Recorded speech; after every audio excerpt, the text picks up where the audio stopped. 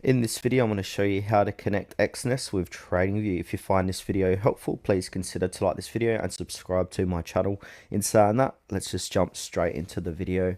Okay, so firstly, it's important to know that Exness cannot be directly connected to TradingView. There isn't a built-in method for that just yet, but don't worry, there is a couple of good alternatives you can use.